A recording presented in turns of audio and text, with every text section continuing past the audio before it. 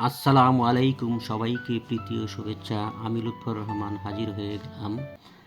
আজকে এসে গেলাম এক চায়ের বাগানে। এসে দেখি এখানকার ভিন্ন এক চিত্র। কেন এই অবস্থা, কেন এই চায়ের বাগানেরগুলির এরকম দশা, তাই জানবো ধীরে ধীরে। পুরো ভিডিওটা কন্টিনিউ করবেন, অনেক কিছু তথ্য জানতে পারবেন শ্রীমঙ্গলের এই চায়ের বাগান সম্বন্ধে। সবাই দেখতে থাকুন। লুৎফর রহমান, চায়ের দেশ, শ্রীমঙ্গল। কত কষ্ট কইরা আমি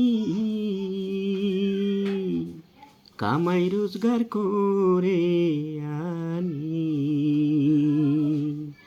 মাতার গাম পায়ে ফেলি তবু দুঃখ গেল, বুড়ি হইলাম তোর কারণে। ওয়েলকাম লুৎফর রহমান, চায়ের দেশ, শ্রীমঙ্গল।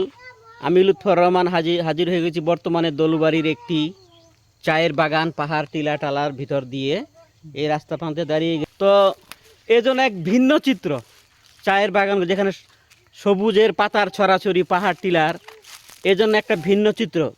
কিন্তু কেন এই বাগানের এই পরিস্থিতি, এই বিষয়টা জানবো। আমার এক চায়ের বাগানি ভাইকে পেয়ে গেলাম। আদাব দাদা। দাদা, আপনার নাম?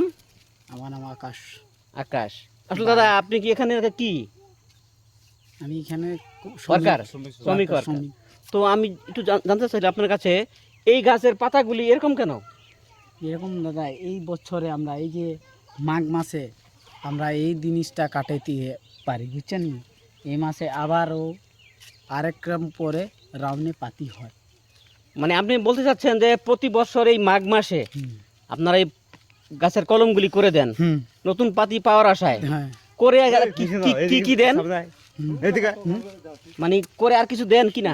সার, ওষুধ, তারপরে আপনার গোবর, এই যে গোবর, এই গোবর দেওয়া লাগে, তারপরে মনে করেন পানি দেওয়া লাগে।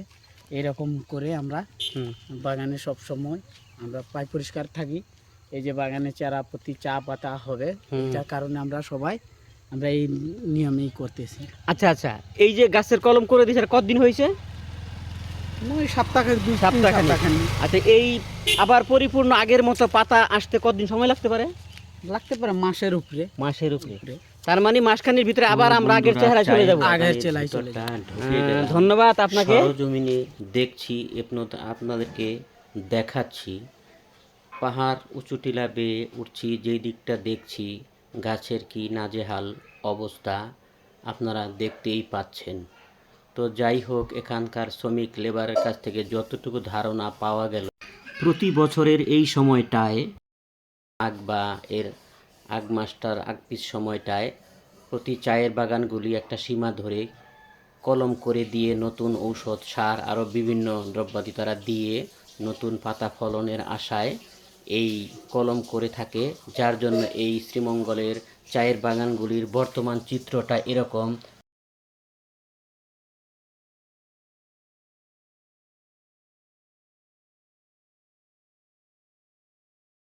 আপনার নাম? সুমন। আপনি এখানের কি? শ্রমিক। বাগানে কাজ করে।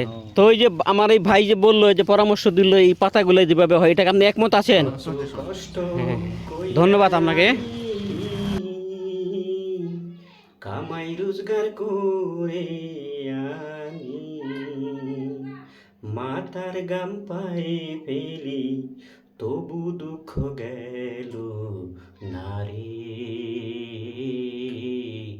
বুড়ি হইলাম তোর কারণে, পরাণের বান্ধব রে বান্ধব, বুড়ি হইলাম তোর কারণে, বুড়ি হইলাম তোর কারণে।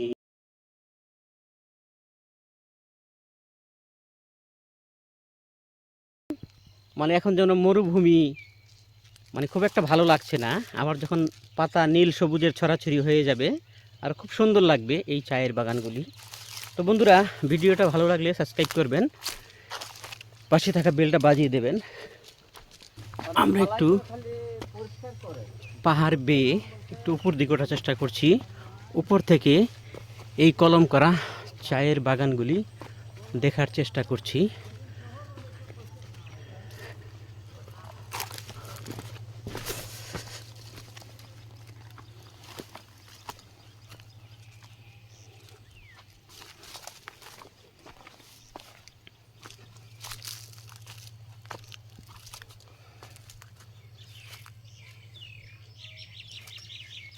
যদি এই দিকটা যাই,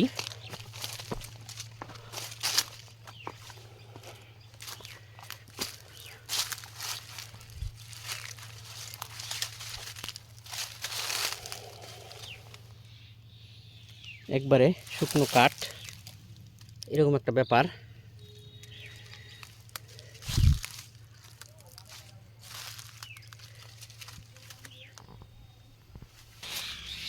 দিলবারনগর দলুবাড়ি চায়ের বাগানের প্রান্তগুলি, যেটা এখানে কলম করে দিয়ে গাছগুলো একবারে ন্যাড়া করে দিয়েছে আর কি, এরকম একটা ব্যাপার। তো এখনো অনেক জায়গায় অবশ্য গাছ ন্যাড়া করেনি, তবে তারা এক চালান পাতাটা তুলে তারপর ন্যাড়া করে দিবে, আবার তারা 1 মাস 1.5 মাস অপেক্ষা করবে, মেডিসিন ওষুধ দিয়ে আবার পাতা গজাবে ইনশাল্লাহ। তো এই ছিল আমার এই কেন চায়ের বাগানের এই অবস্থা, এটার উপরে ভিত্তি করে প্রতিবেদন।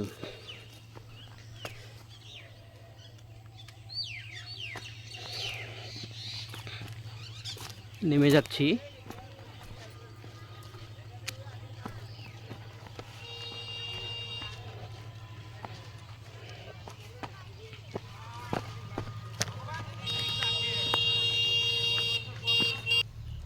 তো বন্ধুরা, এই এতক্ষণ এইখানকার চা শ্রমিক লেবারের মুখে যে কথাটা শুনলাম, যে এই গাছগুলি, চায়ের গাছগুলির এরকম চেহারা কেন হলো, আসলে এটা প্রতি বছরই মাঘ মাসে বা 1 মাস এদিক সেদিক হয়ে প্রতি বাগানেই চায়ের বাগানগুলি গাছগুলি কলম করে দেয়। কলম করে দিয়ে এটাকে কিছু মেডিসিন আরও দ্রব্যাদি দিয়ে নতুন পাতা আরও ভালো ফলনের জন্য এটা করে থাকে প্রতি বছরই এই ফিনলে কোম্পানি।